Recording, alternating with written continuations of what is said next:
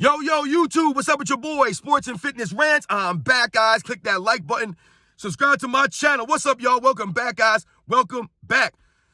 Got another great video for you guys today. As usual, you guys know the deal, man. You guys know the deal. You know what we're here to do, man. We're here to tell the truth. We're here to put out the facts.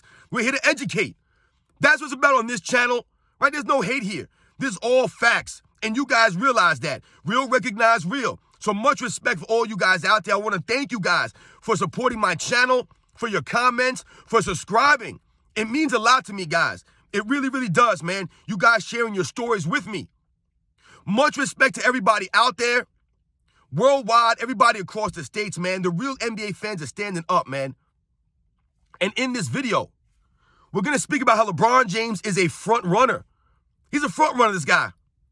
You guys know the deal, man. We're going to talk about it in this video briefly. And you guys know what to do, man. Turn the volume all the way up. Hit that play button. Remember, these videos are for educational purposes. And let's roll. So, yes, guys, LeBron James, the front runner. Now, over the last several weeks, right, we've been going in on LeBron James, right? We've been putting context behind a lot of these LeBron James narratives. That's what this is about. That's what this is about. This is not about hate. This is not about lies. I haven't told a lie about LeBron James on this channel. I have not. What we're doing here is we're putting context, we're putting things into perspective, right? We're not going to allow these lies to stand any longer as it relates to Michael Jordan and LeBron James comparisons. We won't allow it any longer because it's not a real debate, right? It's not. But if you guys have noticed in all my videos, right, that we've talked about LeBron James in many different aspects, all this comes back to what? I've told you guys what? About the respect, right? It also comes down to LeBron James being a front runner. He's a front runner. That's basically what his career has been like. And what do we mean by a front runner? What does that mean? Well, if you guys have watched LeBron James throughout his career, right, and we've highlighted this on this channel and many other channels are exposing this, right, and we've talked about this. When the going gets tough, LeBron gets going. That's what he does. That's what a front runner does. Right, I did that video the other day, and I talked about LeBron James ran from the grind, right?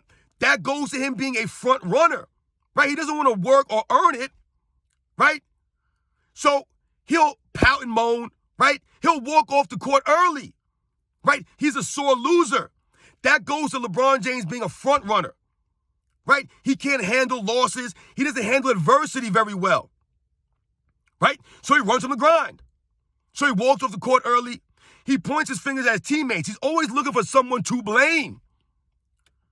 But on the opposite end of it, when things are going good, right? When LeBron James has a super team and things are going good, what does LeBron James proceed to do? He does things like what? He does things like make fun of Dirk Nowitzki in the 2011 NBA Finals when he was up 2-1, right? Being a front runner. So you run your mouth. You make jokes about another all-time legend that you're actually playing against. You're up 2-1. You're being a front runner. LeBron James wouldn't have been acting that way if they were down 2-1. And then what proceeded to happen? They lost 3 games in a row. We know the story on that. But that was LeBron James being a front runner, right? Acting arrogant, acting cocky, and it backfiring on him. This is how LeBron James is a front runner. LeBron James, one of those guys, when his team is up by 20, 25 points, he'll start flexing on guys. He'll start trash talking at that point. That's when LeBron James starts to feel himself. That's what a front runner does. Right? Think about it, guys. Anytime you watch LeBron James, when his team is up, he carries himself one way. He plays with the confidence, right? He plays with that confident swag that only a front runner can have when they're up 20 points. That's LeBron James. He's the kind of guy that does the opposite of what Michael Jordan talked about. You guys remember when Michael Jordan was talking about the Miami Heat, he was talking about Vashawn Leonard and how Vashawn Leonard started trash talking him when the Bulls were down 10, 15 points, right, in that game. But what did Michael Jordan say? That's not the real, proof of a man. A man will talk trash when it's 0-0. That's how you know you're legit, right? That's never been LeBron James. He's not going to talk trash with his team down 10, right? Or he's losing the fourth quarter. He don't act that confident at that point. But when he's up, when he's winning, then he feels the confidence to flex, to talk trash to people. You guys remember that video of LeBron James doing the big ball dance, right? He was doing that big ball move, right? And people were clowning him about it and laughing at him. That's LeBron James being a front runner. That's LeBron James. Where was all this bravado, right? In the 2018 NBA Finals, in Game 1, where was all that confidence, right? When you drove the lane at the end of the game and you dumped off to George Hill under the rim, who didn't even have a shot up. You put all that pressure on George Hill. You gave him the ball in a terrible spot, right? Then he gets fouled and has to make the free throws because you didn't want to do that. You didn't want to go to the free throw line and shoot those free throws. So you dropped off to poor George Hill, right? Where was the confidence at then? You weren't doing the big ball dance at that point. You weren't trash talking. Right? Then he goes to the bench after J.R. Smith, right, forgets how much time is left. Who cares? Whatever. Big deal, man. That's on you, LeBron. You should have even been in that position. But you doped up to George Hill, right, instead of closing the game out. And then he goes to the bench and pouts about it. Right? That's a front runner, man. He's a sore loser. He's only pumped up, and he acts one way when he's ahead and a completely different way when he's behind. That's a front runner, man. Michael Jordan never acted any different, whether the Bulls were down or they were up. Michael Jordan didn't, rub it in and talk trash to guys when the Bulls were up 20. Michael Jordan didn't stay in the game and stat pad when the Bulls were up 20. They would check Michael Jordan out of these games regularly. Personal stats never mattered to him. As long as the Bulls got the W, Michael Jordan would check out of a game. I've seen Michael Jordan sit out entire fourth quarters. But LeBron James, over the last several seasons now, is nothing but stat padding. Playing 50 games. The Lakers are down 20. LeBron James is still in the game. Stat padding. Lakers are up 20. LeBron James is still in the game. Stat padding against second units. This is LeBron James. This is what he's been doing over the last 5-6 years now. That's a front runner, man. Who stays in the game with a team up 20? Stat padding. LeBron James has always acted more confident when he has the lead. You guys know the deal, man. Where's LeBron James' fire when he's losing? Where was that fire in 2014? Where was the fire in 2015 when he was up 2-1 again in the finals? And he's out there in the fourth quarter choking it up, throwing up brick after brick after brick at the end of the game, right? Missing several game winners in that finals. Where was the confidence then? LeBron James never has the confidence at the end of games, right? So when the score is tight, right, and it's getting down, right, the clock is getting low, LeBron James gets all nervous. The palms start getting sweaty. He looks for a person to dump the ball off to. He looks for someone to pass it to. That's when LeBron James becomes a pass-first player. At the end of the game when the score is tight, like George Hill, like Kyle Korver in the 2017 NBA Finals, Game 3. Right, score was tight. There's only like a minute and a half left on the clock. LeBron James drives to the paint and kicks out to Kyle Korver, who bricks up a three. LeBron James, man, like many other guys in this era, they're front runners, right? That's why they must stack the deck in their favor, right? Kevin Durant, he's probably the biggest front runner in NBA's history. But LeBron James is right there up there with him. That's why they must build the super teams. That's why he must have the other players to lean on, LeBron James, because he's a front runner. He wants to be out in front, right? He wants to put the odds in his favor. He don't want to work and go through the grind. He don't want to do that. So he bounced around, right? So that he can be a front runner.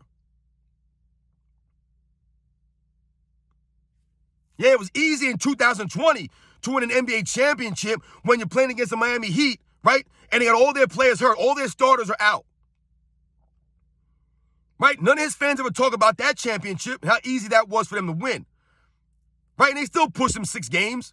And LeBron James was front running in that series, in that finals, right? Stat padding his way to make sure that he won his finals MVP. That's what the super teams come down to. LeBron James being a front runner, right? Having to always run the race with an advantage, right? He has to start out ahead of people. That's what LeBron James' MO's been, which is why he doesn't have the respect that he is still asking for all these years later. He don't get no respect because he always tried to stack the deck, put the odds in his favor, and be a front runner, right? When I tell you, when things got tough, LeBron James folds up. He walks off the court. He points a finger.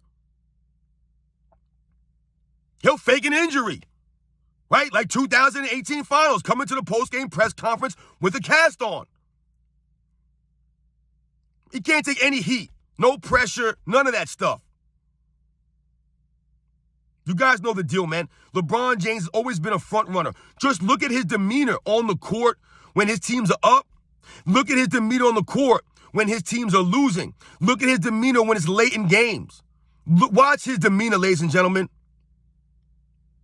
LeBron James is always unsure of himself at the end of games when the score is tight. If his team is losing, then you know he's really going to be nervous. He's not going to take a last-second shot if his team is losing. He'll only do it if the score is tied or he's up. That is front runner. He's always been a front runner, right? Michael Jordan didn't care to take a shot if the Bulls were down 1, if the Bulls were down 2, it didn't matter. If the Bulls were up 1 or the score was tied, it didn't make a difference to Michael Jordan. He was going to take the shot with the same confidence. And why is that? Because Michael Jordan always worked on his game. He always put himself in a position to be successful.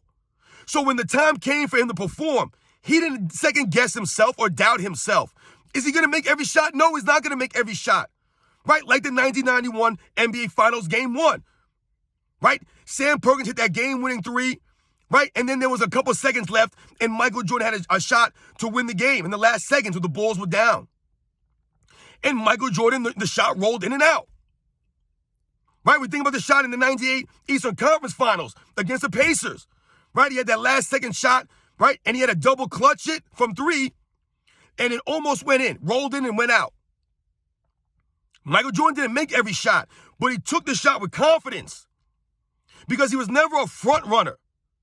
He never cared what the score was, right? And that's going to interpret or determine how he acts.